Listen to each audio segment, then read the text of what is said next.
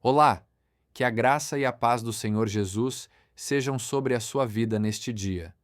Hoje, nossa lição irá ensiná-lo que você agora é muito abençoado. Uma pergunta que as pessoas frequentemente fazem é se ainda existem maldições neste tempo da graça.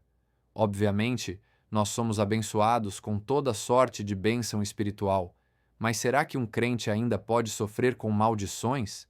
Em Gálatas 1, Paulo diz claramente que qualquer um, inclusive ele mesmo, se vier a perverter o evangelho, sofrerá maldição, anátema.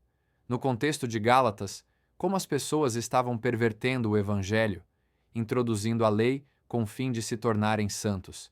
Gálatas 1, 6 a 8 diz: Admira-me que estejais passando tão depressa daquele que vos chamou na graça de Cristo para outro evangelho, o qual não é outro, senão que há alguns que vos perturbam e querem perverter o evangelho de Cristo. Mas, ainda que nós, ou mesmo um anjo, vindo do céu, vos pregue evangelho que vá além do que vos temos pregado, seja anátema. Essa maldição é para pregadores, mas, no momento em que você começa a compartilhar com outros um evangelho pervertido, você se coloca debaixo de maldição, mesmo que seja apenas conversando ou escrevendo na internet. Assim sendo, podemos afirmar que ainda existem maldições no Novo Testamento. Paulo diz que a maldição poderia vir sobre si mesmo caso mudasse o evangelho. A maldição mencionada em Gálatas é uma maldição que foi esquecida, mas que ainda é real. Paulo diz que a bênção é guardada exclusivamente para aqueles que possuem a mesma fé de Abraão. Quando Abraão creu em Deus, ele foi justificado. Isso foi exclusivamente pela fé, sem nenhuma obra da lei. Foi por causa da fé que Abraão foi justificado. Gálatas 3, 8 a 9 diz: Ora, tendo a Escritura previsto que Deus justificaria pela fé os gentios, preanunciou o Evangelho a Abraão. Em ti serão abençoados todos os povos, de modo que os da fé são abençoados com o crente Abraão. Os da fé é que são abençoados. Mas o que é ser da fé? É crer que a justificação vem da fé. Quando cremos que somos justificados pela fé, nós somos abençoados como foi Abraão. Assim, a vontade de Deus é que sejamos abençoados. No entanto, se deliberadamente resolvemos ainda viver segundo o padrão da lei, então a maldição vem sobre nós. Não é que Deus nos amaldiçoa, mas se decidimos viver pela lei, devemos cumprir todos os mandamentos, caso contrário, a maldição virá. Tiago diz que aquele que quebrar um único mandamento da lei é culpado de todos eles. Tiago 2:10. Em Gálatas 3:10 está escrito: Todos quantos, pois, são das obras da lei estão debaixo de maldição, porque está escrito: Maldito todo aquele que não permanece em todas as coisas escritas no livro da lei para praticá-las. Assim, os que são da fé são abençoados, mas os que são das obras da lei estão debaixo de maldição. Se você vive pelo favor imerecido, você é abençoado. Mas se decide viver pelas obras da lei, pelo favor merecido, pela justiça própria, você mesmo se coloca debaixo de maldição. No momento em que você tenta viver a santificação ou obter justiça baseado nas obras da lei, você se coloca debaixo da maldição. A ordem de Deus é muito clara. Se queremos viver pela lei, devemos cumprir todos os mandamentos. Caso contrário, caímos em maldição. Para aqueles que decidem viver pela lei, a única maneira de se livrar da maldição é cumprindo todos os mandamentos.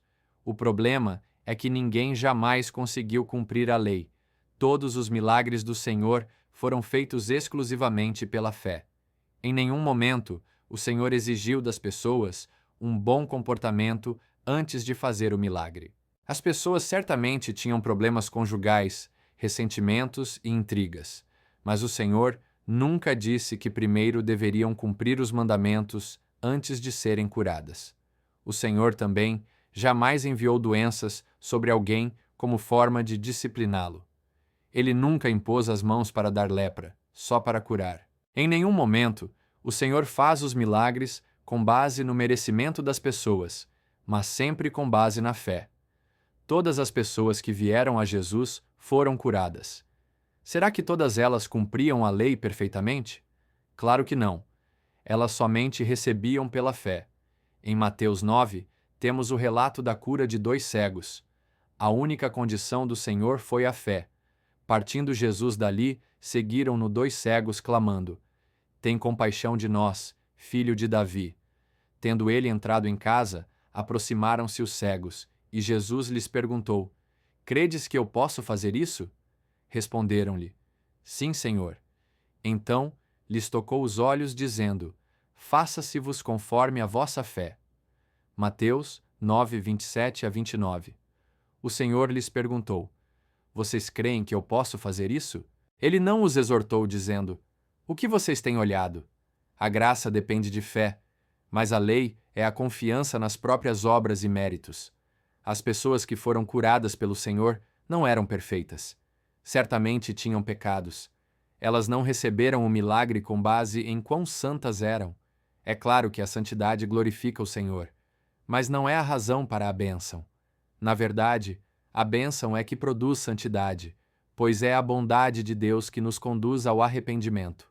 Romanos 2, 4. Fico triste quando vejo crente colocando ferradura atrás da porta ou trazendo para casa plantas como aquela chamada comigo, ninguém pode. Vivem assustados com medo de maldições, mal-olhado e pragas de todo o tipo que possam vir sobre eles. Há aqueles que vivem quebrando maldições passadas, mas parece que a maldição nunca os deixa. Não vivem com a expectativa da bênção, mas com o temor do juízo. Certamente, não é esta a vida que o Senhor tem para nós.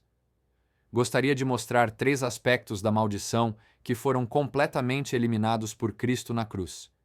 A maldição foi totalmente removida para que hoje você possa desfrutar da bênção completa por meio da obra consumada de Cristo na cruz. Primeiro aspecto: a maldição transformada em bênção. Quando o povo de Israel peregrinava no deserto, eles tiveram de passar pela terra de Moabe. Balaque, o rei de Moabe, estava com muito medo de Israel. Então, ele contratou um profeta chamado Balaão para amaldiçoar o povo de Deus. A primeira coisa que precisamos dizer a respeito de Balaão é que ele era um profeta profissional, ou seja, profetizava por dinheiro. Certamente também ele não tinha um coração para Deus, pois Pedro diz que ele amou o prêmio da injustiça. Abandonando o reto caminho, se extraviaram, seguindo pelo caminho de Balaão, filho de Beor, que amou o prêmio da injustiça. 2 Pedro 2,15. Primeiro, Deus o proibiu de aceitar a proposta de Balaque, mas depois o Senhor permitiu que ele fosse, porém só poderia falar as palavras que Deus colocasse na sua boca.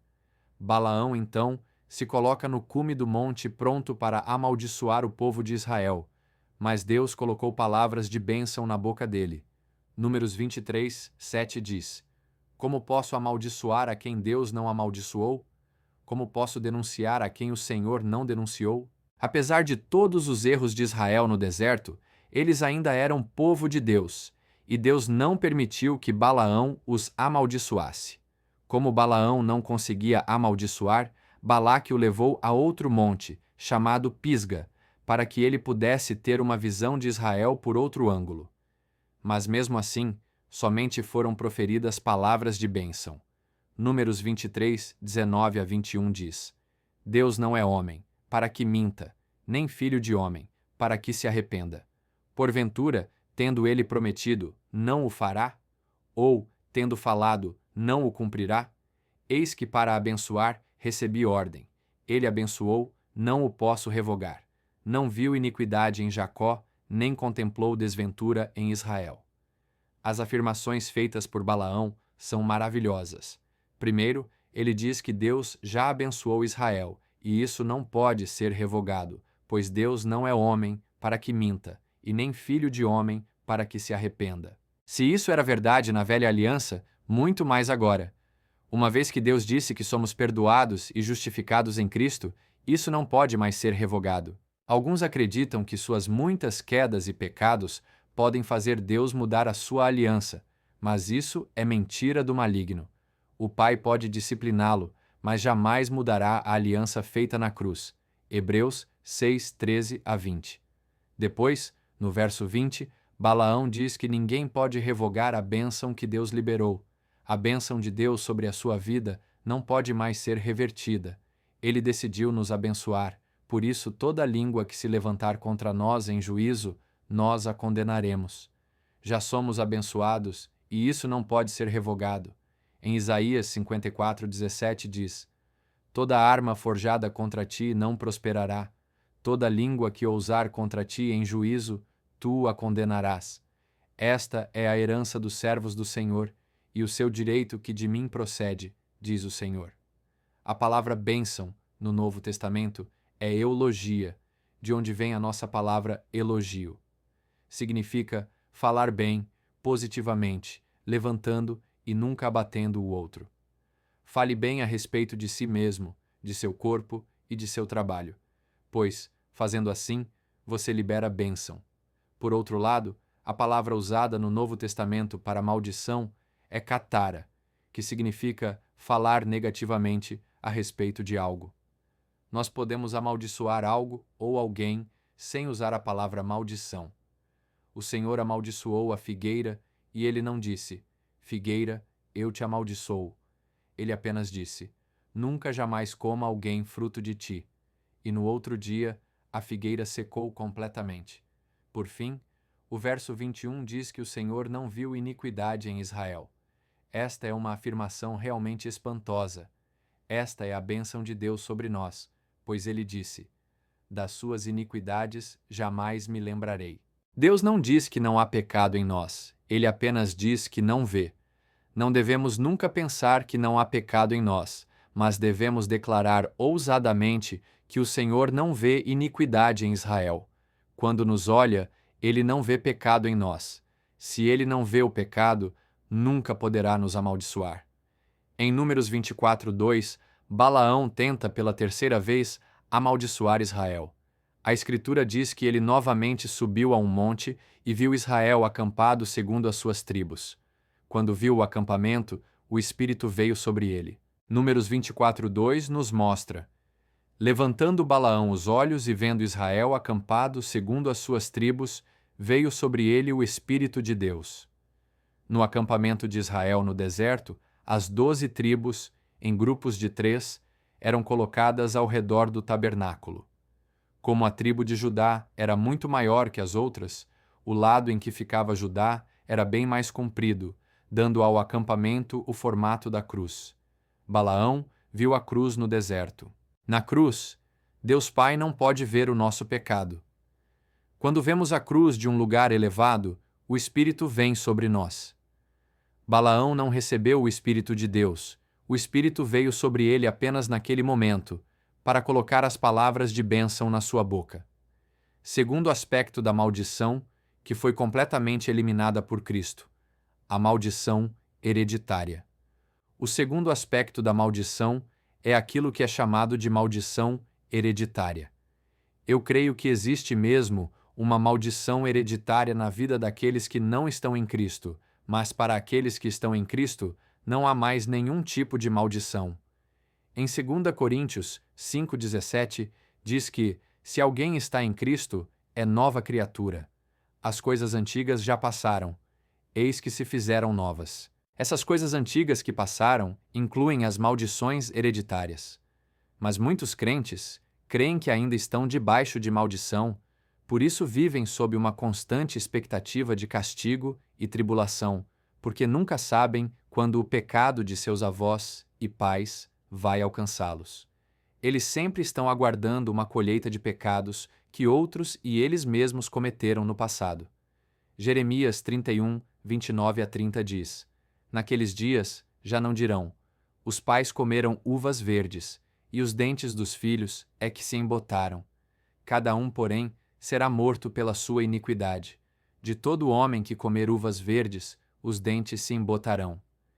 Este era um ditado popular entre os judeus nos dias de Jeremias. Os pais comem uvas verdes, e os dentes dos filhos é que se embotam. Na verdade, está baseado em algo que Deus havia dito no Monte Sinai: visitarei a iniquidade dos pais nos filhos e nos filhos dos filhos até a terceira e quarta geração. Êxodo 34:7. Esta era a condição na velha aliança, mas louvamos a Deus porque agora estamos sob a nova aliança.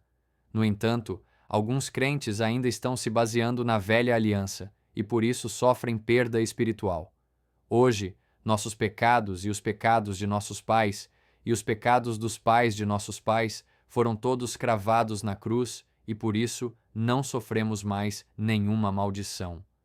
A principal cláusula da nova aliança é que Deus não se lembra mais de nossos pecados. Isso significa que Deus não nos trata mais com base em nossos pecados. Ele nos trata consoante a perfeição de Cristo e a sua obra na cruz. Em Hebreus 8:12 está escrito: pois, para com as suas iniquidades, usarei de misericórdia e dos seus pecados jamais me lembrarei. No Velho Testamento, ele não podia se esquecer do pecado, por isso castigava a iniquidade dos pais nos filhos. Mas, no Novo Testamento, ele não se lembra mais do pecado. Se ele não se lembra, já não há condenação e nem punição. Há muitos crentes que vivem hoje na nova aliança com a mentalidade da velha aliança. Eles vivem com a expectativa de juízo e condenação, com medo da maldição por causa de seus pecados e dos de seus antepassados. A profecia de Jeremias era de que chegaria o dia em que não mais haveria aquele ditado em Israel. E esse dia já chegou. Nós hoje vivemos os dias em que a maldição foi quebrada. Há 2000 anos, o Senhor quebrou a maldição na cruz. João 19, 28-30 diz: depois, vendo Jesus que tudo já estava consumado, para se cumprir a Escritura, disse: tenho sede. Estava ali um vaso cheio de vinagre.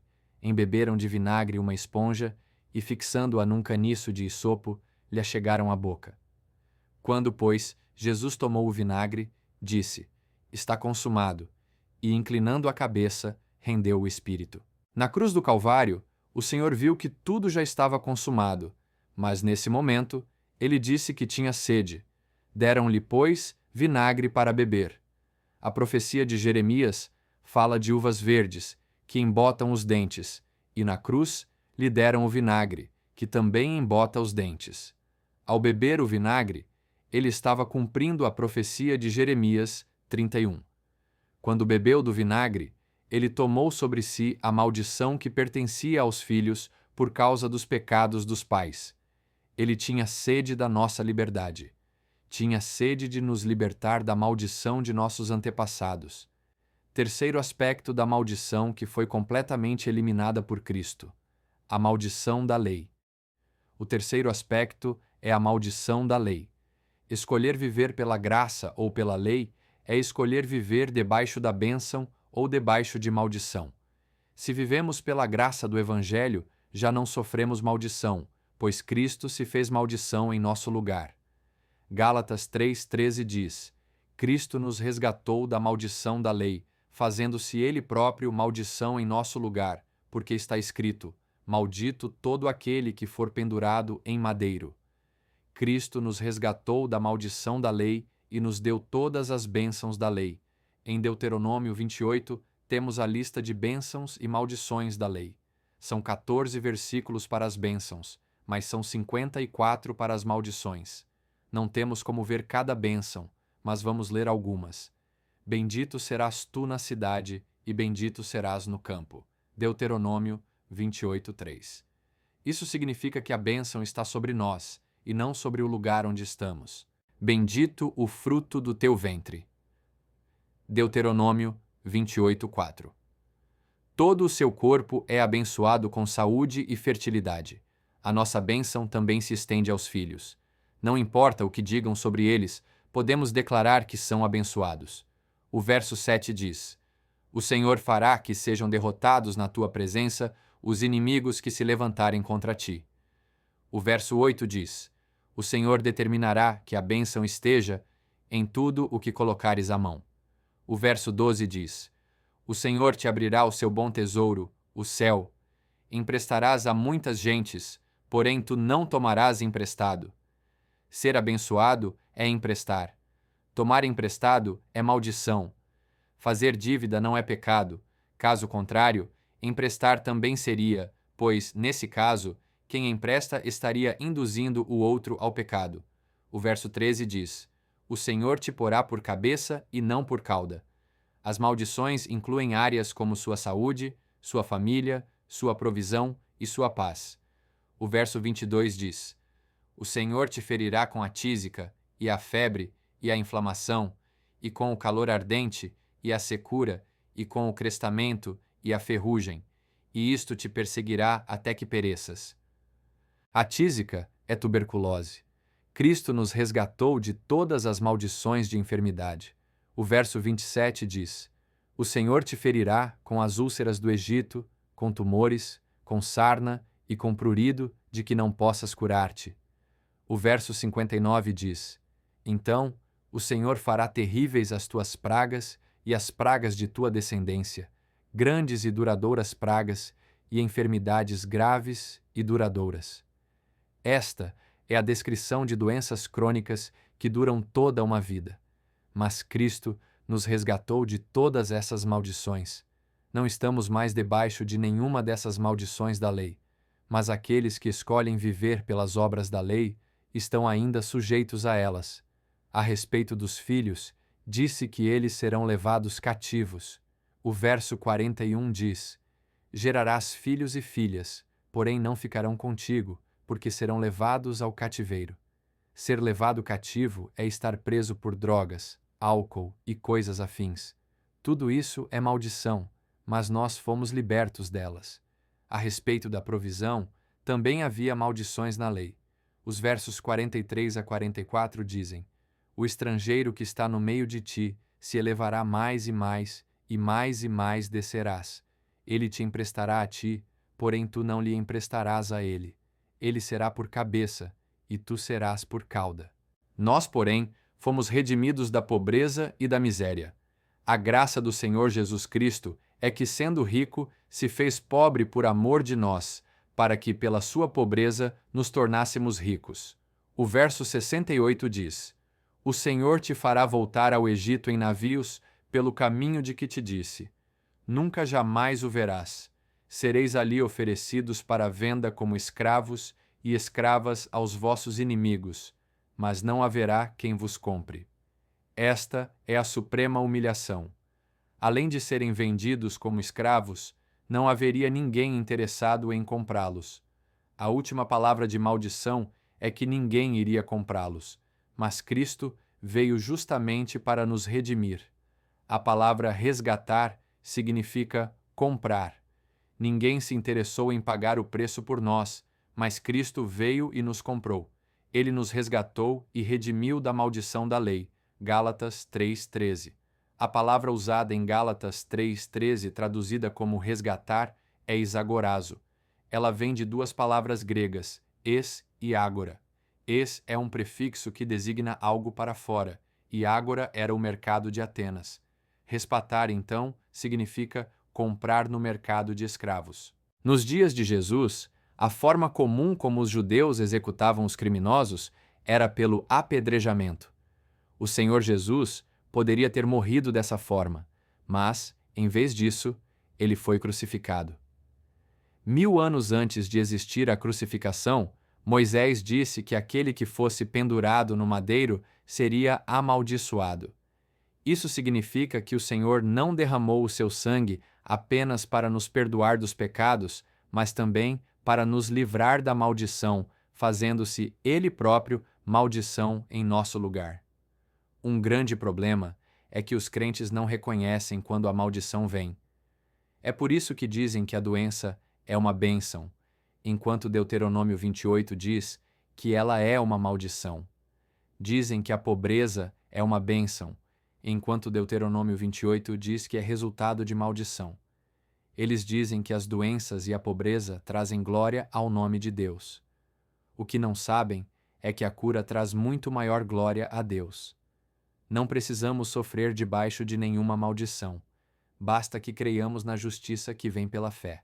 Jesus nunca disse: ó gente de fidelidade pequena, ó gente de santidade pequena, ou ó gente de obediência pequena, mas ele disse: Ó homens de pequena fé! É tão somente pela fé que recebemos. Quando cremos, a nossa fé nos é atribuída como justiça diante de Deus. A justiça é pela fé do Filho de Deus. Romanos 10:4 diz: Porque o fim da lei é Cristo, para a justiça de todo aquele que crê. Diante de tudo isso, vemos que você é irreversivelmente abençoado em Cristo. As maldições e pragas que outros possam proferir contra você não podem mais atingi-lo, e as maldições que vieram sobre os seus antepassados não têm mais nenhuma legalidade na sua vida. Aproprie-se dessa verdade e viva cheio de uma santa expectativa da bênção do Pai. Aqui chegamos ao final da nossa lição de hoje. Não se esqueça que você já é muito abençoado. Até a próxima lição.